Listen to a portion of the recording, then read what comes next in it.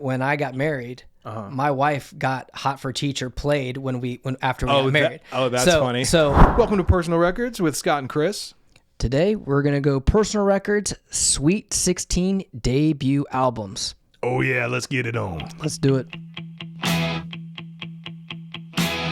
All right, guys. So what we've done is we have 16 debut albums, and we kind of put it in a nice NCAA bracket looking. Yeah. So we're going to do 16, Sweet 16. And what we've done, we paired up in regions by year. So we're going to pin some artists against each other, and we're going to basically choose who moves on into the Final Four, and we're going to crown a champion. Yes, we are. Today. I'm excited. Sweet 16, Personal Record style. All right, you want to just read off who we've got, and then we'll jump into the first region. All right. So within this, we pinned up the Cars versus Van Halen, the Go-Go's versus Duran, Rage Against the Machine versus Stone Temple Pilots, Nirvana versus Pearl Jam, Oasis versus Weezer, Silverchair versus Foo Fighters, Arcade Fire and the Killers, and the last one, Interpol versus the Strokes. So we kind of grouped them up by like the year, so that's kind of what we're doing. So it's gonna be pretty cool. It's like, I think I really like, first of all, Chris, great job. You came up with the first list of matchups. I think we then kind of tweaked a little bit, but it's, what do these have in common? Okay, they're all debut albums, but then within regions, I think we tried to put them like somewhat similar type of genres or years. I don't think they're all exactly the same year, but like most of the brackets are you're facing off somebody else that came out that year. Yeah. But I mean, those matchups are going to be interesting. And what we're doing is this isn't a competition. Like we have other things we do, like a draft where we compete against each other, but this is, we're going to decide together. We're going to discuss. So we might debate a little bit, but at the end of the day, we've got to choose who moves on, and some will probably be easier than others. I mean, just the fact that, we're going to get into this first bracket.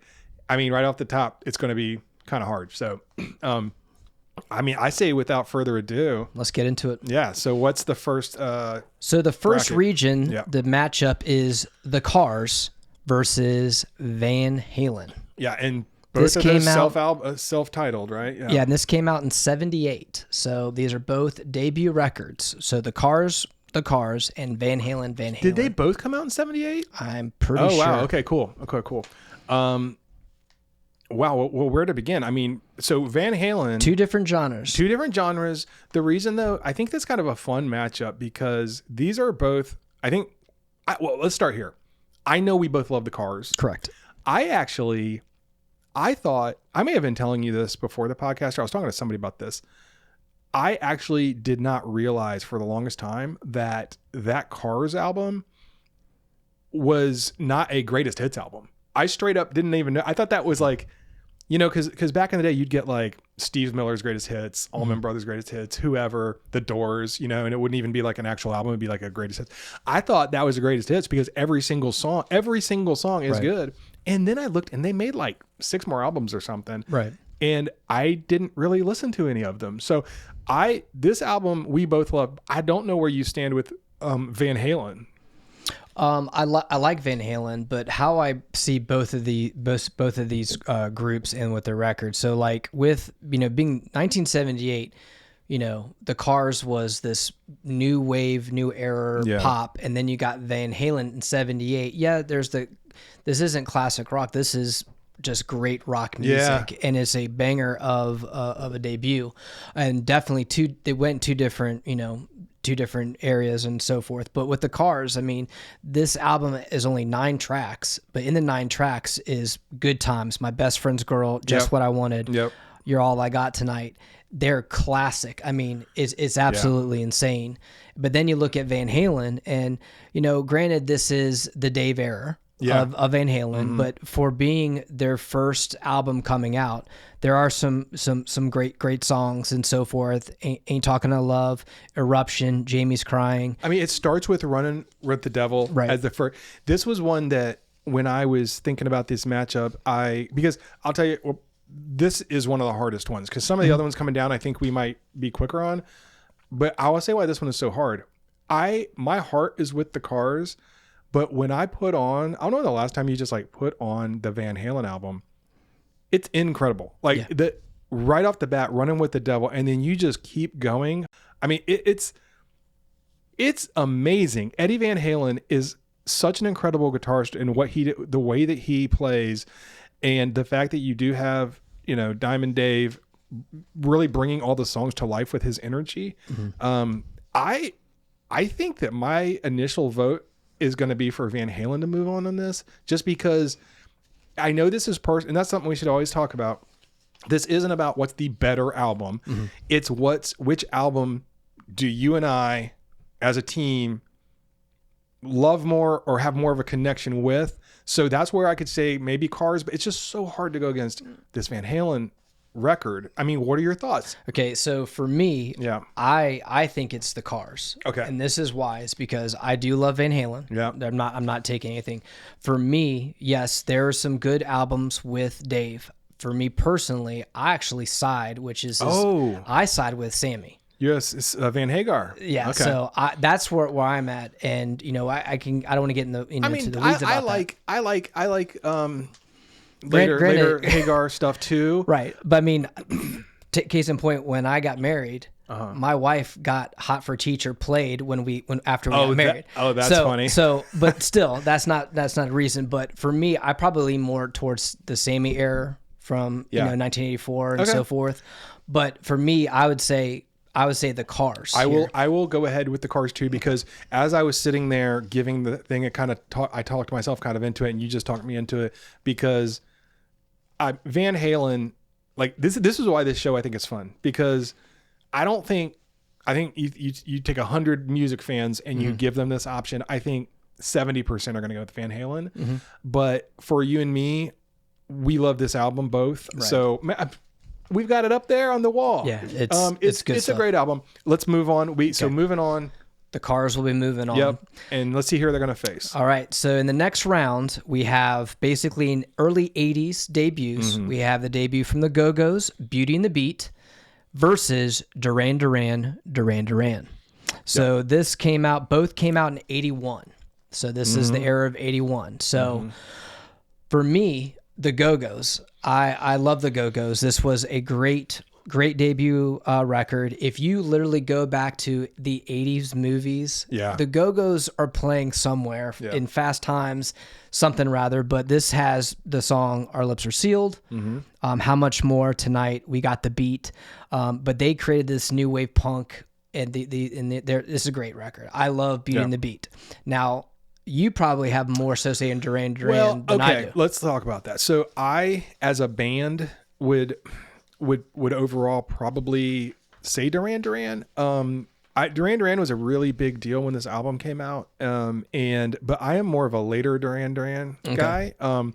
This album does have the big Girls on Film. Girls on Film. Yeah, thank you. That's the only one that I can remember off of it. I went back and I listened to this last week. And if I'm being totally honest, like, Girls on Film's cool, and it is a classic debut album, so it deserves to be in this bracket. But I'm gonna go with you on the Go-Go's, because I if it wasn't for the fact that I watched a Go-Go's documentary that came out, I don't know if you saw that. Oh yeah, I did. I really gained respect. I was like, this is a fun. They were kind of trailblazing. No, they cared about the music. They made good music, and this was a really cool album. I mean, Vacation was that was like a little bit later, but We Got the Beat. I mean, and the other songs you mentioned, I'm down with the Go-Go's. All right, so the Go-Go's will advance. Go-Go's advance. All right. So that's Region 1. Mm-hmm. Okay, now we're going to move on to Region 2. Yeah. So Region 2, we're going to have Rage Against the Machine, Self-Titled, came out in 1992, versus Stone Temple Pilots, Core. Yep. And then the bottom one underneath that is going to be Nirvana Bleach, their debut, versus Pearl Jam 10. So let's talk right now about this one. This is going to be a banger right here. So what band? Forget the album for a second. What band do you like better, STP or Rage? I'd probably go STP. I think. Yeah, I'd say as a band, I like STP better. I do think though, when this, I'll say tape came out, because the first time I heard this tape was in Joey Higginbotham's truck, and it blew my mind. I'm talking about Rage. I'm talking about Rage right now. Core to me is a personal favorite. I love Core. So let's talk about Core. It's got The song Everybody Knows by STP, which is Plush is on Core, right? Yes, of course, because the next one is Purple and it's not on Purple. So you got Plush, you've got Sex Type Thing, you've got Dead and Bloated, Creep. So it's like they never made another album like this. When this album came out, well, STP changed their sound every album. Yeah.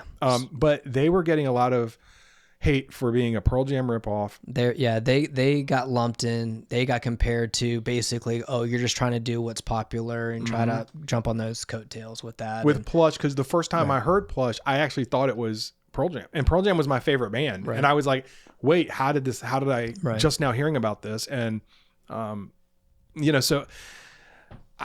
but the impact of that Rage album, right? And so this one is hard. Where are you leaning? I prefer STP, but I can clearly see if Rage moves on because of with their self-titled. I mean, granted, I was like, what, I don't know, 15, 16 or whatever. I mean, I understand all the lyrically, all the stuff that they were going, but from the music standpoint to what that spawned. Coming in the coming years, I think was different because, like I said, this wasn't grunge. This wasn't the alternative. It wasn't grunge. It wasn't rap. It wasn't. I don't know. I'd never heard anything like it. Right. Still haven't. But it's very influential. But when you put Tom Morello's guitar playing with Zach De La Rocha's rapping, singing, I don't even know his vocals. Let's just call them. Yeah. Magic. It's like you said. I mean, the politics and everything else, it's like whatever. As far as something hitting hard, nothing's ever hit harder than me hearing Bomb. So Bomb Track is the first track on the I keep wanting to call it tape because that's what I listened to, the album. But I remember they had a video on MTV, Freedom, which went. You remember when they had it was called was it Buzzworthy or something, and they'd have Buzzworthy they were using, and Freedom came out and it had that bass line, and he's like Freedom. And it's like. Just like I get goosebumps. It just fired me up. I love Core so much, but I think that the more formidable album, the one that meant more to me. Wow, this is hard. I do think for me it'd be Rage. Are you willing to go Rage here, or you wanna die on the hill of Core? No, I won't die. And here's my argument. Let me give you another argument for this. I'm looking in the context of. I'm thinking about a couple things. I don't think Core makes it past the next round at all. I don't think there's any chance. I don't think, but maybe we'll see. Maybe not Rage because when you look at the competition, it's going to be really tough. But then I also look at of all the albums that STP put out. I mean, Core might be my third or fourth favorite. That's what I was going to say. Is like for me, I think I got more into STP in their sophomore hit, and then in their in a little bit later, like. But Core is a fantastic album. That's why this is so hard. But I will say this though, like I think if I agree with you, Rage will move on, because like I said, I think Core is a fantastic debut record. But I would say for me personally, I linked into the other albums after this. But that sounds good. So we got Rage, and then now we're gonna go. All right, now this is gonna be a tough one. Yeah. So we're gonna go over Nirvana's debut album Bleach, which came out in 1989, versus Pearl Jam 10, which I believe came out in 91. 91. Yeah. So it was still a fun matchup. You couldn't.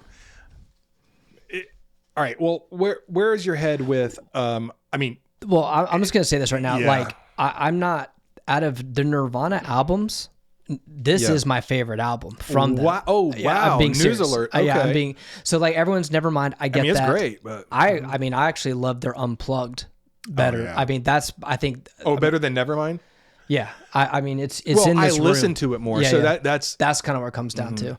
But I do love this, and this is strange because this is also Dave Grohl's not in the band at this time and all that stuff, but.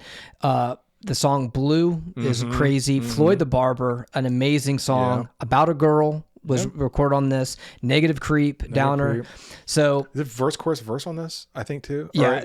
I'm saying like this is for a debut record for Nirvana. It's great. It's great. It gets buried. It does. I'm so stunned to hear you say it's your favorite, but like also I get it. Yeah. I mean, I listened to it again.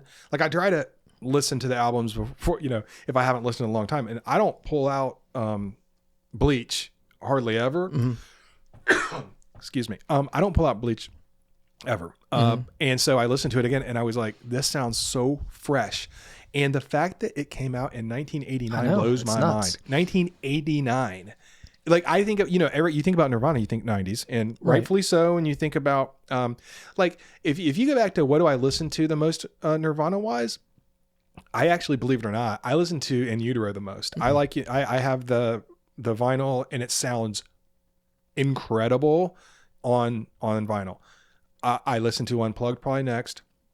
I never listened to Nevermind. I mean, it's now, but if that was on this list, I would pick Nevermind because it was such a humongous deal at the time, but it's so time stamped at that time. And it's not, to me, a super re-listenable album.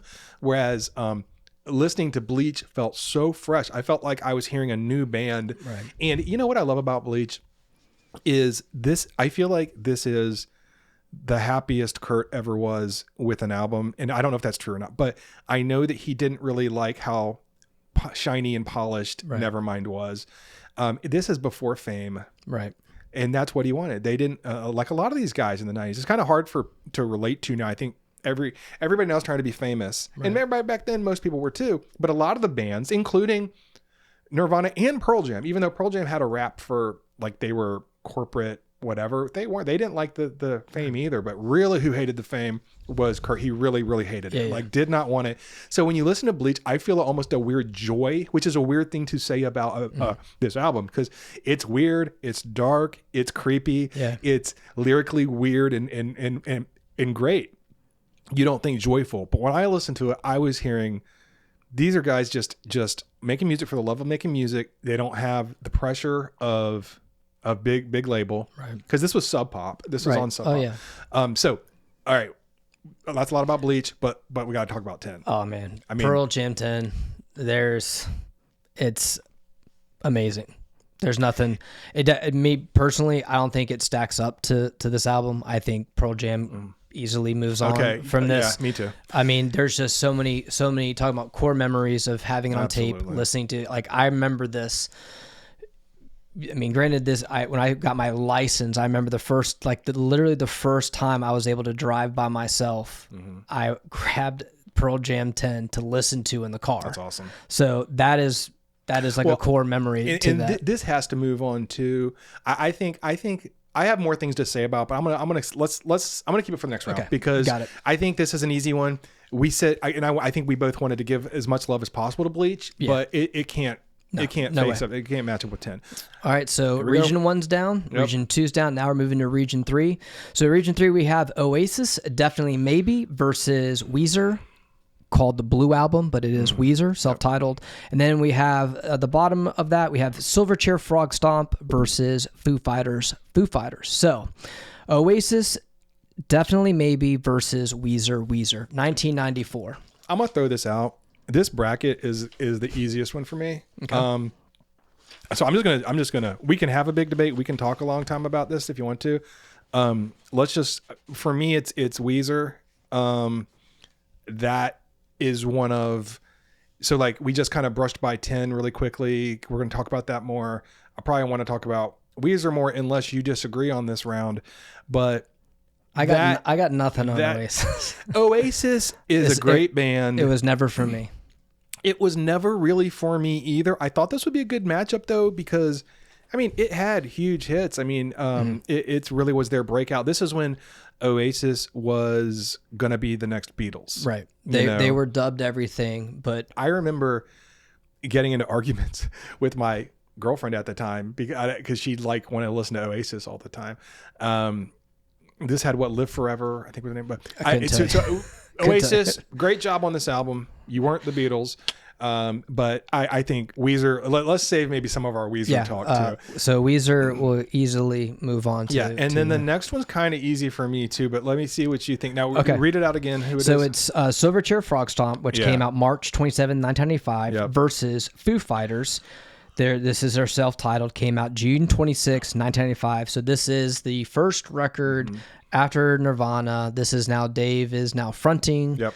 He's getting behind the kit. He's still drummed on stuff, but he recruited some people from another band, Sunny Day. Sunny Day State. He took the rhythm section. He basically stole from another band and ruined a band. They were already they were already breaking up anyway. Pretty much. But still. So yeah. But you liked this. I remember. So I'll just throw it out real quick. For me, this is like not even close. Silverchair for me all day long. Okay. I never was a Foo Fighters fan. I will say this Foo Fighters album was what's the name of the album? So Color and the Shape? No. That's their second album. So their debut album was Foo Fighters. This is a call. Yeah. I'll stick around. Alone, Easy Target. Good Grief. We Need. I remember you liking this album way more than me. Are you willing to argue it against Silverchair? No, not at all. Okay. And this is why, is because I never too became a big Foo Fighter guy. This is a good record. It is. I literally can't tell you when the last time I've listened to it. I have listened to it recently once we were putting the bracket together. Mm-hmm. There is some really, really good songs. And I'm glad that he got out of that. That's kind of a hard to, you lose your big band and you move on from, ground up. Granted, you stole two people from Sunny Real Estate, but hey, if you're gonna steal I think from a good band. Some 15-year-olds from Australia that put out a great debut album, Frog Stomp. Dude, the next round is going to be brutal, but it's going to be fun. I want to just say this about Foo Fighters because I want to be fair to them and be honest about my bias. Since they're not moving on, so we're not going to be talking about them anymore. Mm-hmm. I like what you said too about Dave. I never was a Dave fan after Nirvana, but I'm going to tell you why, because it was simply because I was so hurt when Kurt Cobain died, man. Yeah. I won't go into the whole story because I'm sure one day we'll talk more about Nirvana, but like it was actually hard for me. I was very upset when Kurt Cobain killed himself. It was like traumatic. I mean, because I'm like 15 or 16 at the time, and loved Nirvana and could not wait to see what they were going to do next and everything else. And then you realize there's no more Nirvana. Mm-hmm. And so when it just felt like so soon, all of a sudden, like I'm like, Dave Grohl wants to be a front, like, how dare you? Like, you're cheating on Nirvana, which makes no sense. Right. But my young teenage self was butthurt about it. I was like, I don't want you to ever play music again. You're the drummer in Nirvana. You're not this guy. And by the way, what is this music? It's kind of like, compared to Nirvana, it's kind of like fruity, or not fruity, but like,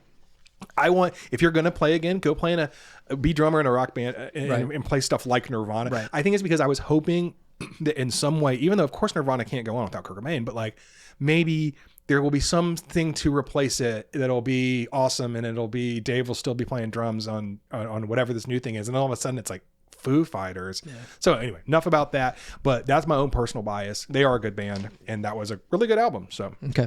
So Silverchair will move on. Yes.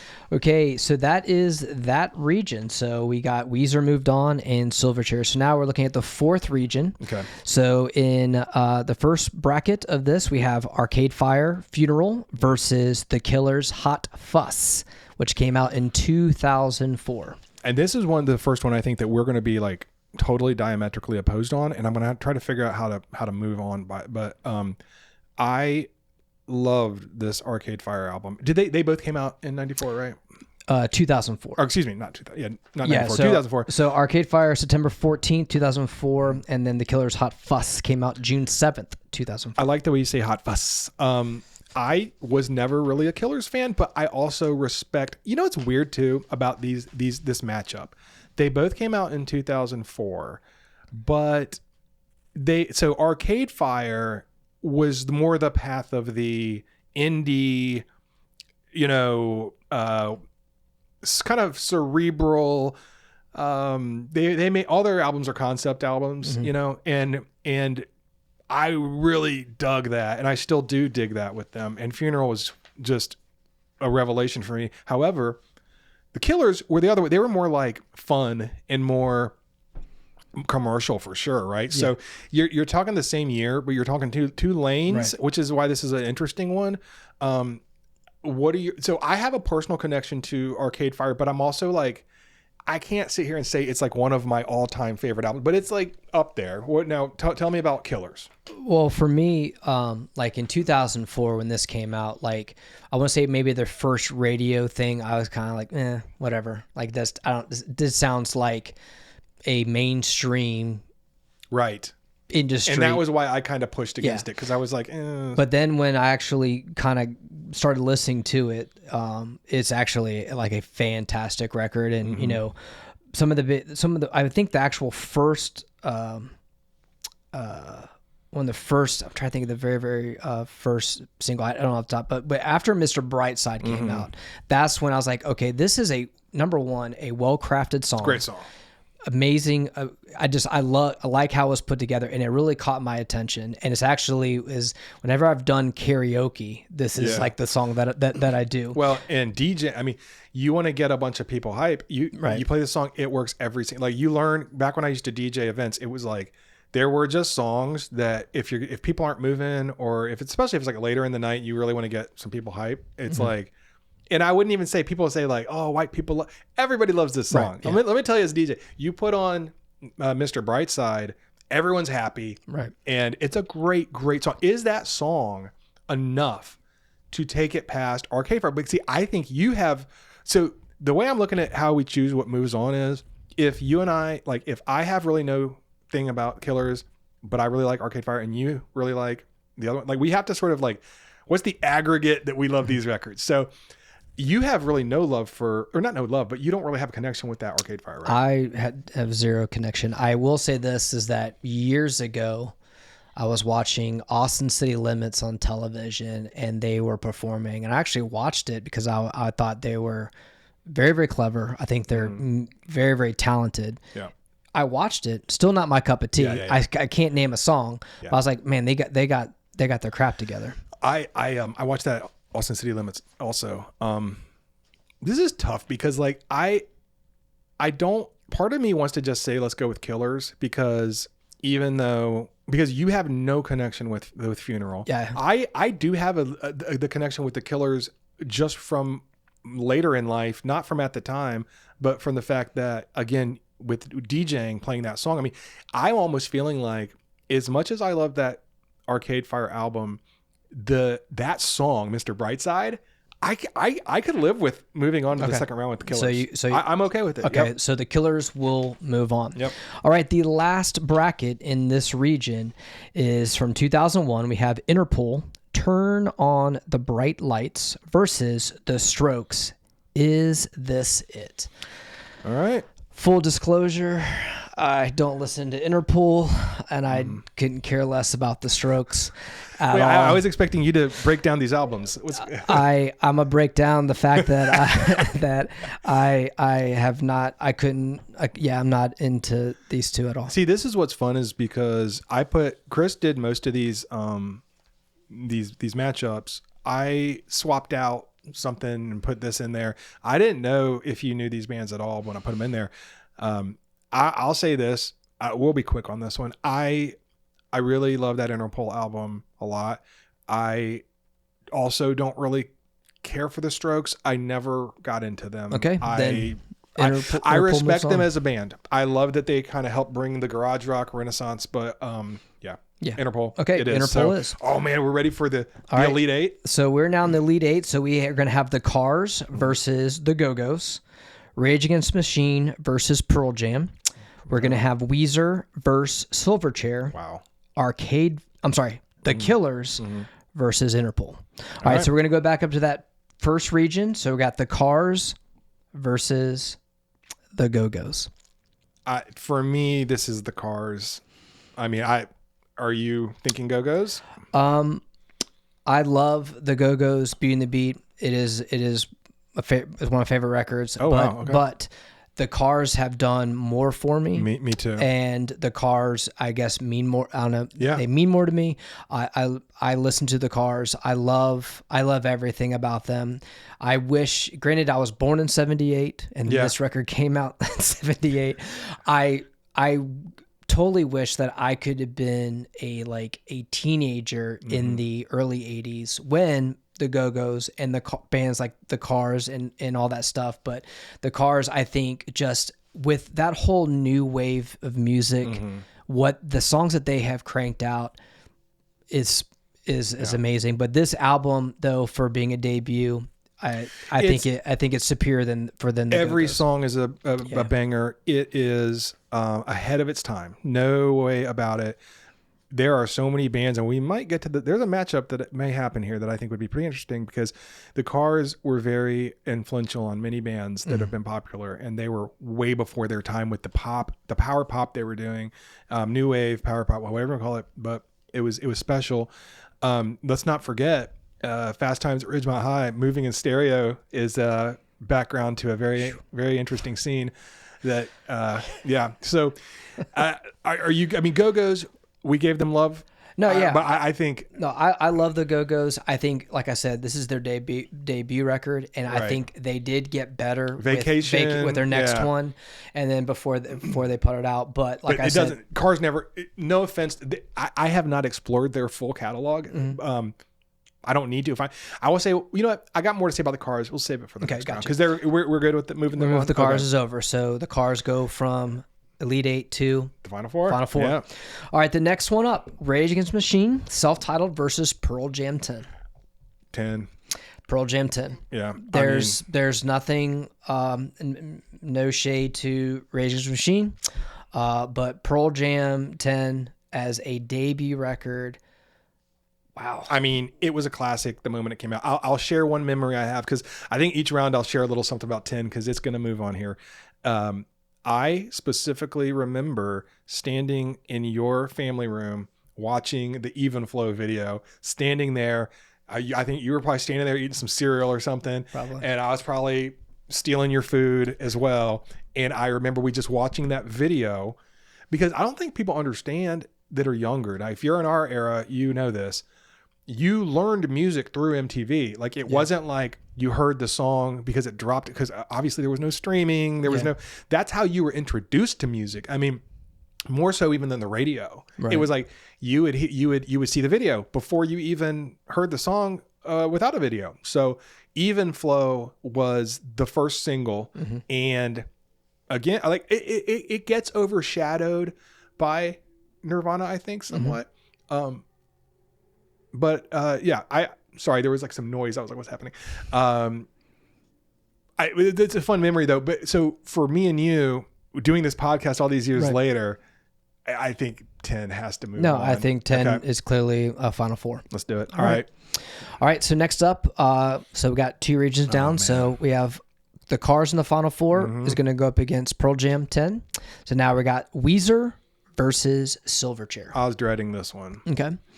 Now I'm gonna throw two things out there. So as being Silverchair, Frog Stomp is by far one of my favorite records, as well as the Blue Album from Weezer. This is my opinion. I love Silverchair. I have their catalog. Yep. For Weezer, I will say I probably stuck with them from this album, Pinkerton. And then I think I maybe probably fell off a little bit after that, but then I kind of jumped back on with like the Teal album. Yeah, I probably say, but I will say that to me, Weezer's Blue Album is like a perfect record. Yep. So my vote would be. And I feel like I'm kicking Silverchair in the shins on this. No, but. Your reasoning makes total sense. It's very similar. It's actually the exact same reasoning I have. And I was worried. The reason I was dreading it was because it's a tough matchup because of the love we have for Silverchair, but also I was thinking you might want to argue for Frog Stomp, but your rationale is perfect, which is which band do I like more? Silverchair. Like which catalog, if I could only have one, Silverchair. Right. But when it comes to, we're talking about debut albums. We're not talking about catalogs. We're not talking about bands. I mean, again, me and you riding around with that tape in the car all summer. I mean, like it's perfect. There's not a bad track. Right. What's your favorite on the album? If you had to pick one. Only in Dreams. Only in Dreams is my favorite too. Yeah. I think it's my favorite. Yeah. I will say this, like I remember a very, very fond memory. I was in Micah's truck. Yeah. We had the tape in, mobile. And Micah could sing. Yeah. He could sing. Real? I don't remember that. Well, he sang Only in Dreams. Okay. And I remember just sitting there and riding along, Virginia Beach and just like, man, this is such a good song. And I remember riding around I'm sure you were there too, and Micah, in BJ's full-size van with the captain's chairs. And among other things, because I remember we're listening to Dookie in there. I remember listening to like 5 Iron Frenzy, Upbeats and Beat Towns.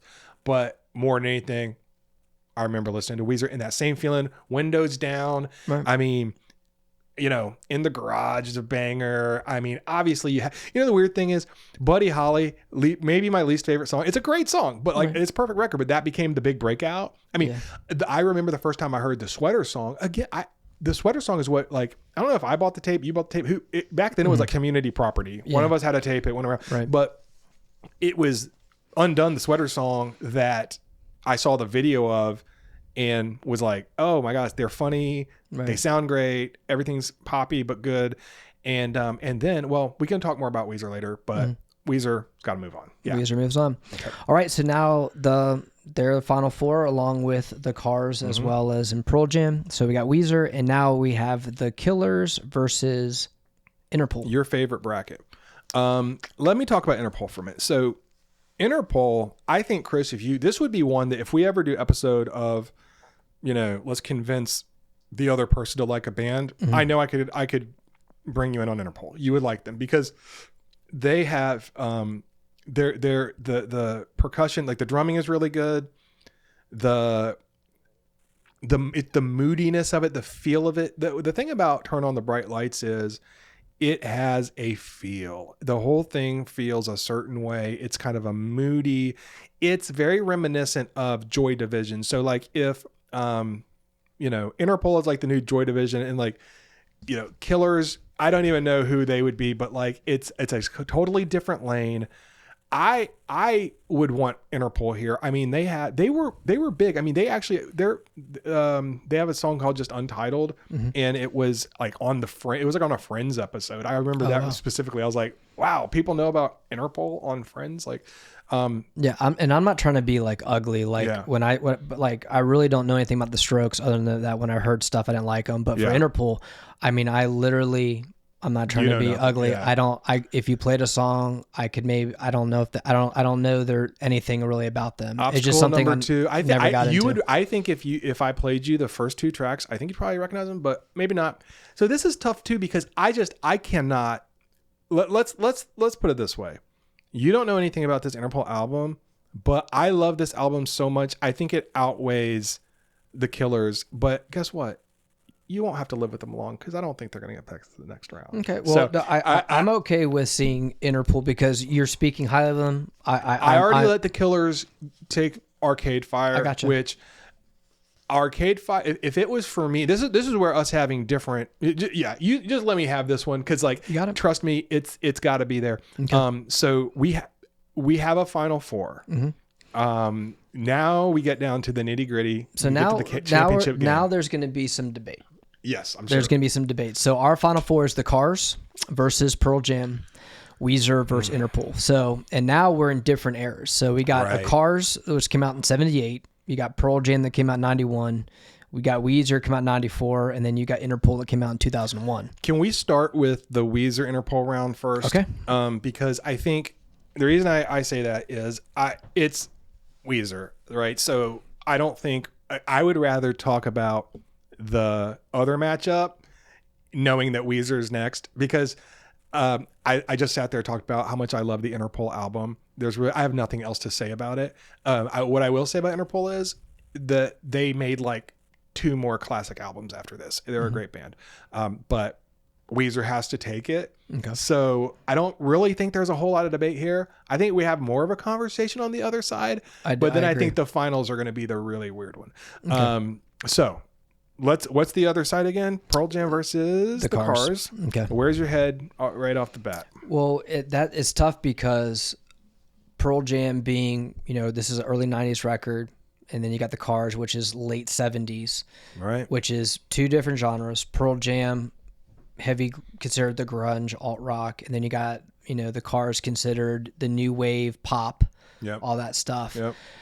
The Cars, I think, kind of sputtered out a little bit. Maybe I'd probably say, I'm not trying to talk trash because I love the Cars, but maybe like by maybe 88 they were kind of. I said before, I never listened to anything else but the first album. Oh, okay. Because I literally just thought it was the greatest hits album when, because it came out so much earlier. I did not even know till I was doing research. Gotcha. So I think they did. I mean, again, like we don't want to talk bad about a band that we like, but it's just like, I don't like, so you take Pearl Jam, that was their debut, and then they became the biggest band in the world. Again, that's not the criteria. We're just talking about the albums themselves, but it is a factor if you think about what makes a good album, because this is the debut, this is their first stuff. So I'm going to tell you the only reason that I kind of would want to see the Cars move on, even though I think it's Pearl Jam. It is Pearl Jam, but the reason I would maybe want the Cars to go on, because I think a Weezer Cars matchup would be amazing, because Rick Ocasek is the one who produced the Weezer album. And he has been sort of like the Weezer. He was like, he basically, I read an article about this a while ago. So it's not fresh in my head, but I believe like Rick Ocasek like pretty much made Weezer, like, or he had a big, I mean, Rivers Cuomo is a great songwriter, and he was the creative force, obviously, behind Weezer. I mean, the main one, of course, was it Matt Sharp was the other guy that like left and did the Rentals, but Rick Ocasek helped take his raw songwriting talent and polish it up. And so when you listen to the Cars and then you listen to Weezer, you go, oh, you definitely hear it throughout their songs. It's right. And it's so I would love to see, like, that would be a really, really fun matchup. But I can't, as much as we both love the album, Pearl Jam 10, that was the first CD I ever bought. My dad took me to Circuit City, and I don't remember if it was my birthday or what. And we bought an Onkyo CD player, just hooked it up to the same receiver that I still have today.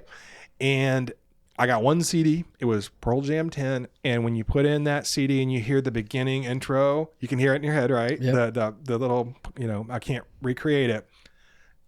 Hearing that on CD, it's like seeing something on HD TV for the first time. Right. You always kind of remember, oh, this is how much better it can look. That's how it was with that CD for me. I was like, oh, this is how much better it can sound.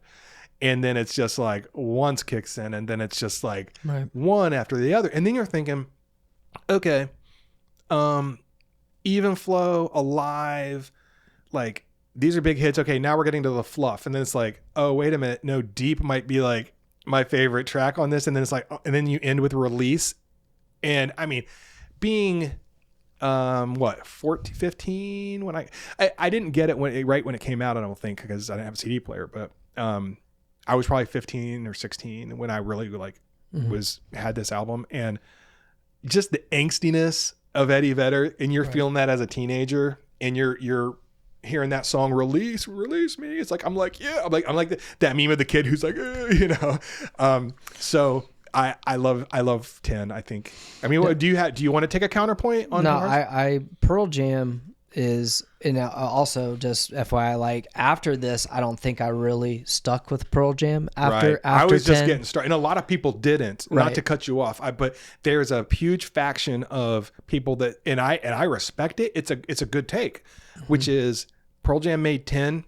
A classic rock album. That's what it is. Right. I mean, even when it was out, it was like, I remember thinking, this is going to be what classic rock is on the classic rock stations in 20 years. And I think it was like 5 years later it's on. Right.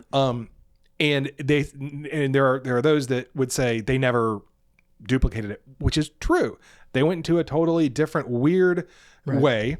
You've never been into like weird, like music for the most part, right? I mean, I think that's fair. No, I think it's a fair assessment. It's a very general statement. I'm sure we could look at your albums and say, oh, well, there's something that's kind of weird. But like, I get drawn into weird stuff, like edgy, kind of like, this is not what I expected. I love when something's not what I expect. But I think a lot of people wanted there to be the next album to be 10 Part 2 or 11, and it's more classic rock songs. And you know what? If they did that, they'd have been even bigger and it would have been amazing. But instead they put out Versus, one of my favorite albums of all time. So I know I'm getting off on Pearl Jam. Right. But sorry, I cut you off. No, you were saying though, but you that was my dropped point off. is that like after their next album, I was like, I never got into it. Did you like Versus? Did you like Animal and those songs? Okay. Yeah. Like, so literally like after 10, when I heard the stuff, I was like, I prefer less than a 10. Yeah. And that's kind of how it was. Cause I really do think Pearl Jam 10 is not just say a classic record. Yeah. I will definitely use I think it is a perfect record. And the fact is that this is a debut album, which I kind of wish they would have kept their first band name. Oh, Mookie Blaylock. And then, but they named the album 10 after Wait, his we didn't jersey. fully say it. What was it? You said Mookie Blaylock. Yeah. I just feel like we both jumped on each other. And they named the album 10 after his jersey number, which is amazing. sick. But the fact is that seriously, but for Pearl Jam 10, I mean, regardless of what you say, this is the hit track of it. If it's Jeremy, whatever. I mean, I think Black is probably one of the greatest songs ever written. It is. Over the years, Black has become like an iconic song. Like back in the day, Alive was the big one, right? And then it was like Jeremy was in its own category because it had the video. It was about a school shooter, right? And it was like before all the school shootings really had started, and so it was like a really powerful. But like, I don't sit around and put on Jeremy. It's not it, but it still fits in the perfect album because it's like a centerpiece. It's a very emotional. It's a good song, but over the years, you don't hear Even Flow that much. You don't hear. I'll be honest. Like Alive, that was my favorite song at first, but then over the years, I kind of like, got tired of it. Black though, all new generations are listening to it, and they're the lyrics, I know one day you'll have a beautiful life. The rest of it. I know one day you'll be the sun in somebody else's sky. Why can't it be mine? Resonates as a lyric. Yeah, it does. It's timeless. It's what you don't have to know what he's talking about. You feel it and you're like, yeah, I've felt that way before. Right. So I agree with you that Black's probably the best song over time on the album, but again, I still have my own personal favorites. So this matchup for finals is incredible. So yeah, I would say Pearl Jam Gotta be. in the final. Yeah. All right. Oof. What else is there to say about these two? I mean, let's think of it this way. Let's start with a thought experiment. If you could only listen to one of these, and I know that that's not what the topic is, but we got to figure out a way to break these. I mean, unless you think that it's like an obvious one, I don't think it's obvious. I don't think it's obvious. I think that if it would have been any other album on the right side, I'd say 10 takes it. But Weezer Blue Album, these are two perfect albums that I would not want to have to cut out of my life. But if you could only have one going forward, what would it be? I would probably choose Weezer. I hate to say it. I would too. Weezer. Because when I listen back, so you talked about Weezer. I am exactly with you on this. Loved the first album. Didn't get Pinkerton at first, but it's the one I listen to by far the most now. It's it's hard to. This is a debate. See, guys like you and I, we think about this stuff probably all the time. Like I'll be driving down the road just thinking about which album do I like better, Pinkerton or Blue Album, and it's like nobody's ever going to ask me this, so why do I think about it all the time? Right. I don't know. They're so different, but that's not the topic. That'll be another.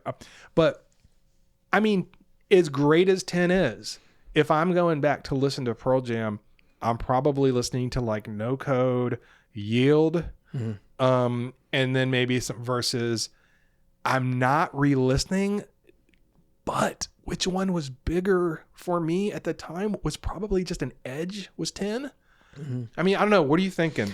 Well, for me, like I said, like there's key moments of me growing up. Like I said, remember like my license and the first time I was able to drive myself, I grabbed Pearl Jam 10. But I would say that with Weezer, I would probably say that album just kind of like the time of where I was. It was an album that I just got into just because all the songs are different.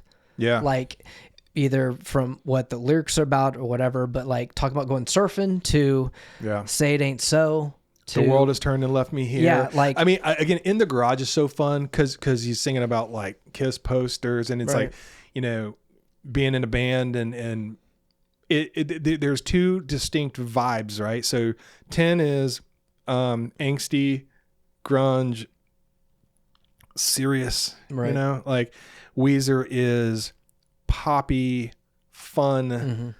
When I think about 10, I think about being in my bedroom.